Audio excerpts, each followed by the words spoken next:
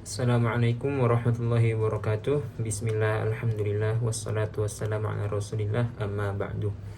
Okay, so in this video, I, Jazil Jazaillah, and my friend Irfan will present on the al-istihsan, al-istishab, and its application in contemporary issues.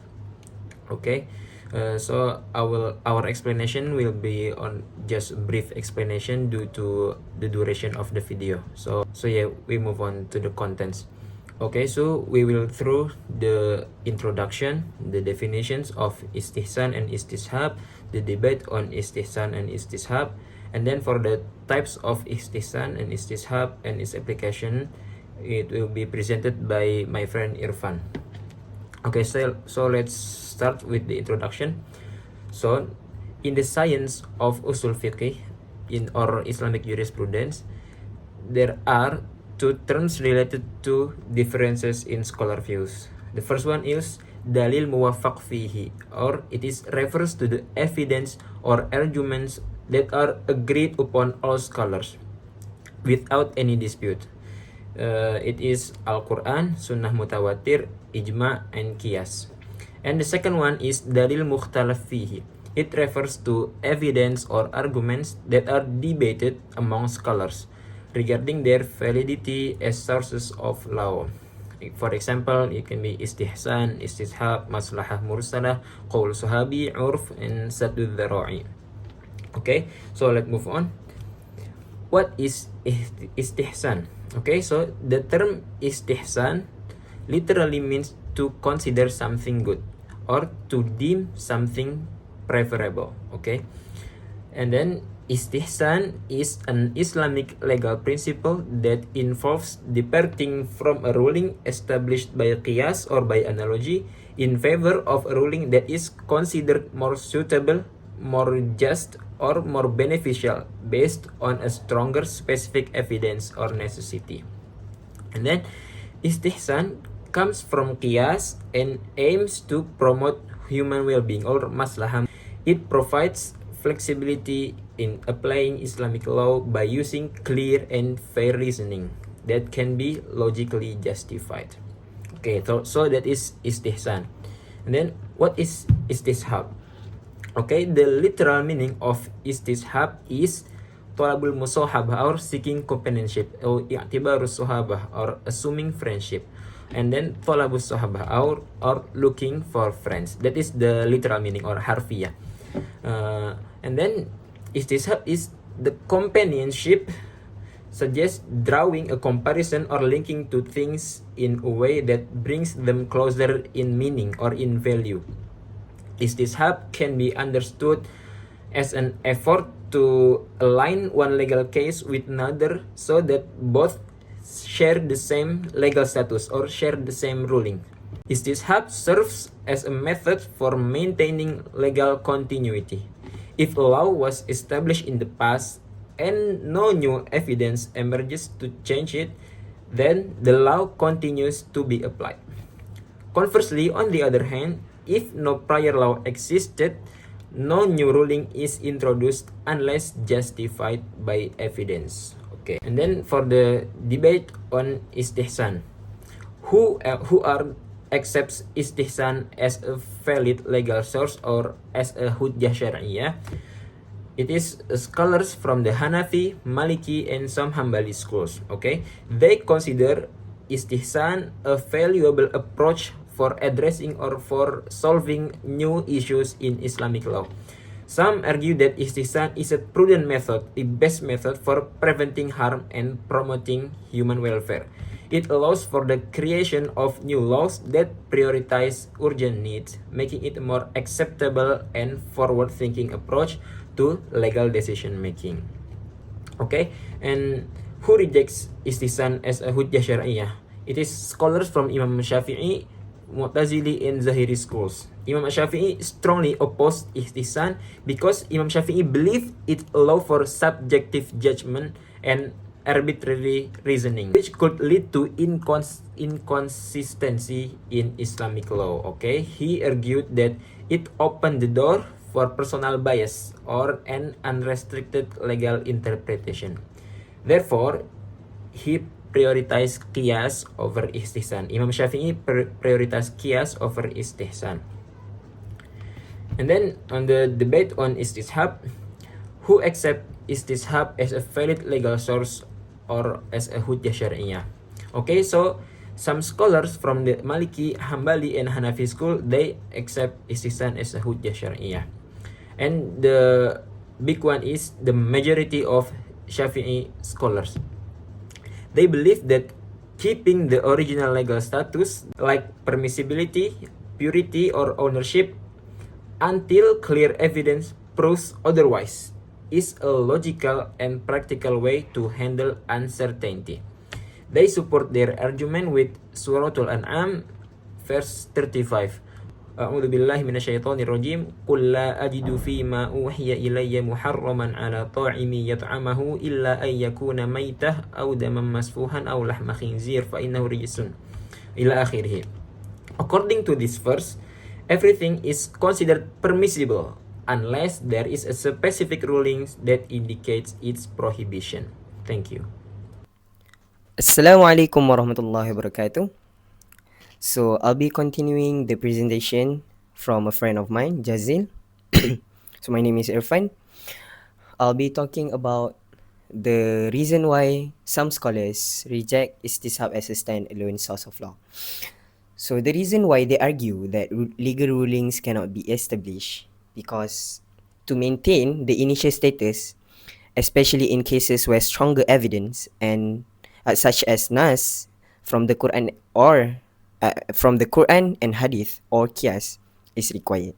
Some says that istishab is considered a valid hujjah when encountering the view that a law did not exist in the past. Bara'at al-dimmah.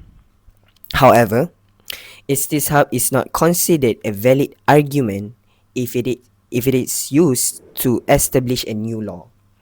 This opinion held by the majority of contemporary Hanafi scholars as well as some Maliki scholars.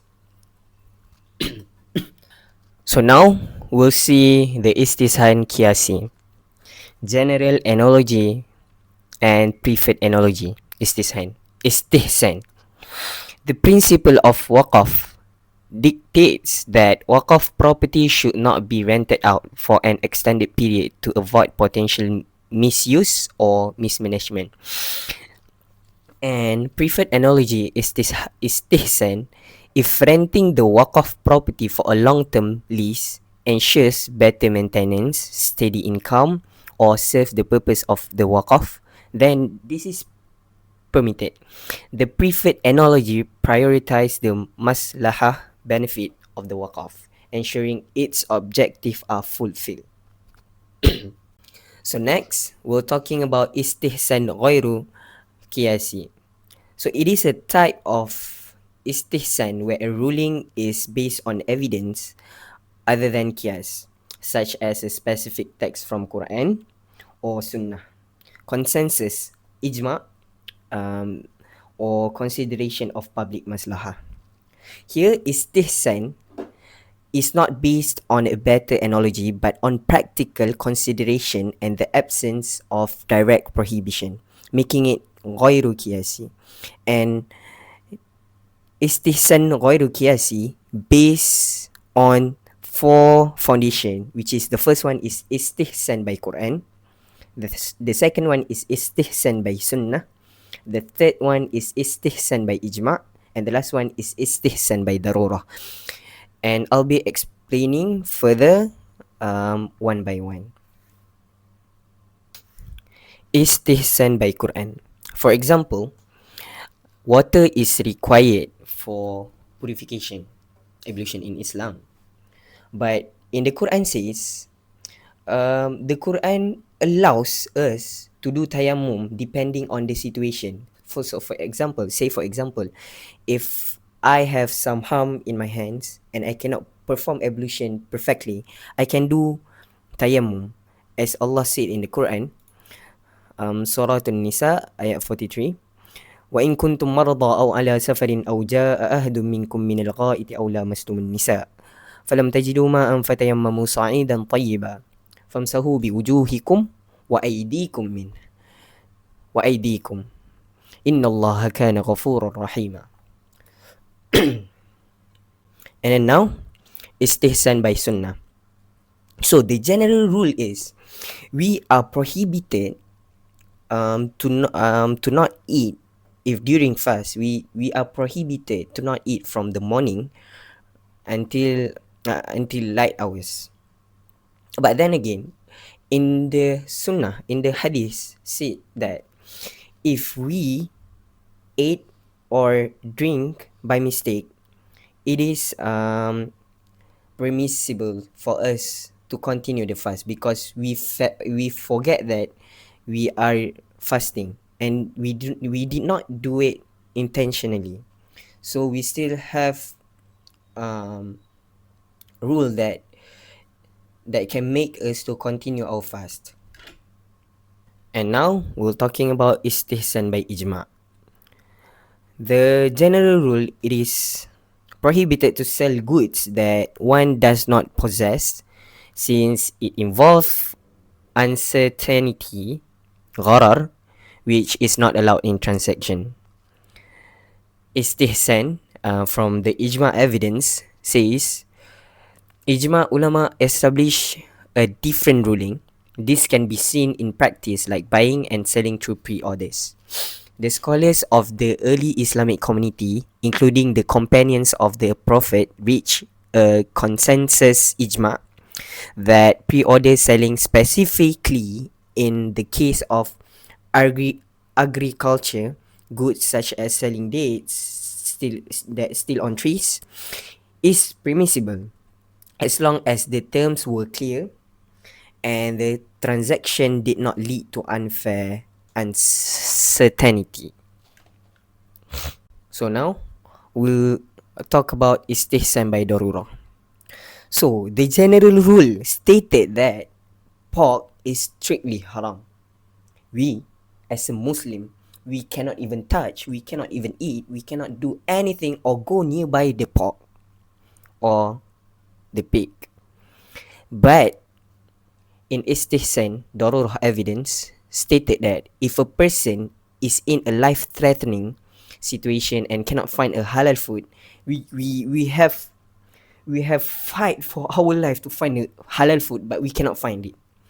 The last option is the pork. So it is